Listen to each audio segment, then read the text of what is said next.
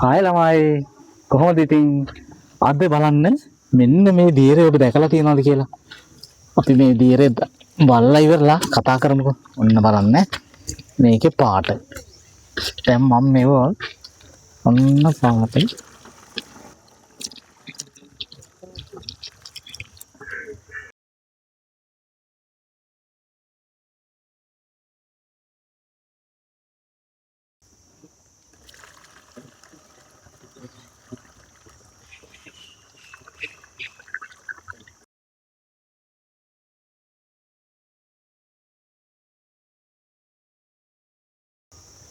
ඔන්න මොනවද කියලා දන්නවද මේ තමයි ගැඩවිල් දියර පොර. අපි එහෙම නැත්තම් කියන වෝම් වෝස් කියලා. ඔව් මේ තමයි ගැඩවිල් දියර පොර. එහෙම නැත්තම් අපි කියනවා වෝමි වෝස් කියලා. දැන් මගේ ගෙවත්තට අවශ්‍ය කරන ගැඩවිල් පොහොර ප්‍රමාණය මම හදාගන්න මෙන්න මේ ටැංකියේ. මේ ටැංකිය දැන් සාමාන්‍යයෙන් මේ ටැංකියේ මගේ අක්කර භාගයක ගෙවත්තට ඇති වෙන්න ගැඩවිල් පොහොර හදාගන්න පුළුවන්. දැන් මේකේ ඉන්නවා විශේෂයෙන්ම අපි පොහොර නිෂ්පාදනයේට දාගන්න අයිසීනියා පැටිඩා කියන ගැඩවිල් වර්ගය. මේක අපි හොයාගත්ත එකක් එහෙම නෙමෙයි. මාකන්දර කාබනික ගොවිතැන සම්බන්ධ විශිෂ්ටතා කේන්ද්‍රයෙන් හඳුන්වා දීපු පණුවෙක් තමයි මේ අයිසීනියා පැටිඩා කියන්නේ. ඉතින් ඒ අයිසීනියා පැටිඩා පණුව යොදාගෙන අපි වෝමි වොස් එක අපේ ගෙවත්තට නිෂ්පාදනය කරගන්නවා. ඊට අමතරව ඒකෙන් එන අතුරු ප්‍රතිඵලයක් තමයි මෙන්න මේක. මේකට අපි කියනවා බ්ලැක් ගෝල්ඩ්. ඒ කියන්නේ කළු රත්තරන් කියලා හඳුන්වනවා මේ වෝමි කොම්පෝස්ට් එක. ඒ වගේම ඒකෙන් එන ලික්විඩ් එක තමයි මෙන්න මේක.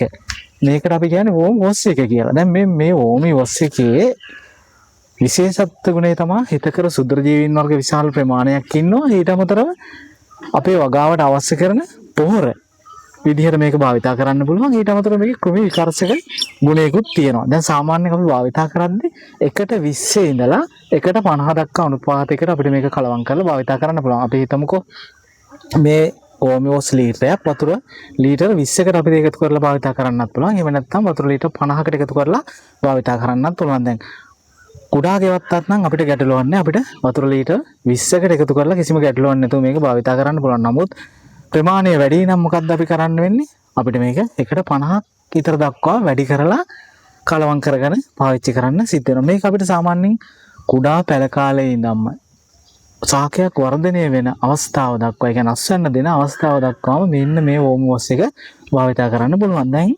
ඔබටත් පුළුවන් මෙන්න මේ විදිහට ගැඩවිල් පොහොර එක නිෂ්පාදනය කරගන්න නිවසේ ටැංකියක් හදාගන්න. එහෙම නැත්නම් මෙන්න මේ පැත්තට හැරෙන්නකෝ. මෙන්න මෙතන තියෙන්නේ මම ඒ විදිහට නිල් පාට බැරල් එකක් යොදාගෙන ගැඩවිල් පොහොර නිෂ්පාදනය කරන්න සකස් කරගත්තු ඒකකයක්.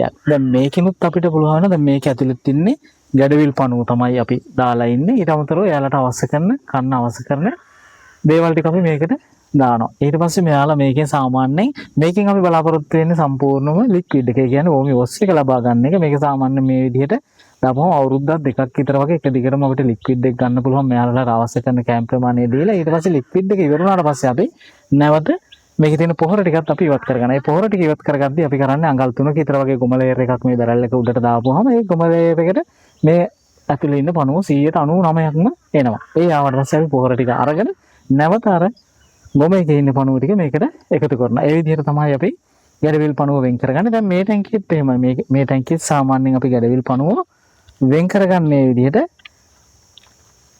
ගොම ලේයර් එකක් මේකට උඩින් දාලා ඒ ගොම ලේයර් එක දාලා දවස් 3ක් 4ක් ඇද්දි සාමාන්‍යයෙන් මේකෙන් 99%ම ගැඩවිල් පණුව ටික ගොම ලේයර් එකට එනවා. ඒ ගොම ලේයර් එකට ආවට පස්සේ අපි කරන්නේ ගොම ලේයර් එක පැත්තකින් තිබ්බා තියලා ඉවරලා පණුව ටික අයින් කරලා අපි පොහොර ටික ගන්නවා. දැන් ගෙවතුවකක් විදිහට මේක කරගෙන යද්දි මම නම් කරන්නේ අවශ්‍ය අවස්ථාවලදී මේකේ පොහොර ටික අපි ලබා ගන්න අවශ්‍ය වෙලාවට අපේ ගෙවතු වලට දාන්න. ඉතින් මේක සම්පූර්ණම තේකොළ වලටත් වැඩිය කුඩා වෙන්න මේ ගැඩවිල් පණුව ආහාරයට ගන්නවා. මේකෙන් දැන් ගැඩවිල් පණුවන්ට ආහාරයට දෙන්න පුළුවන් වර්ගයක් තියෙනවා. මෙයාලට ආම්ලික වර්ග ආහාරයට දෙන්න බෑ. ඊට පස්සේ ඉඳුල් වර්ග ගෑවිච්චා, තෙල් ගෑවිච්චා ඒ වගේ වර්ග දෙන්න බෑ.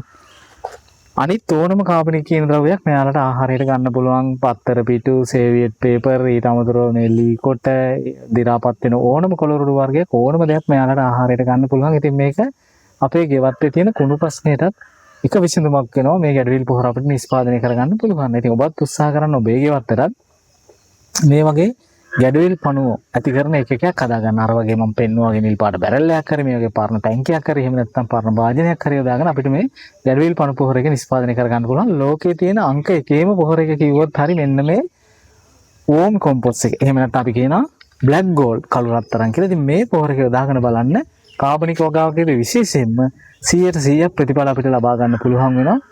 මෙන්න මේ වෝමි කොම්පොස්ට් එක අපි අපේ වගාවට යොදාගත්තොත්.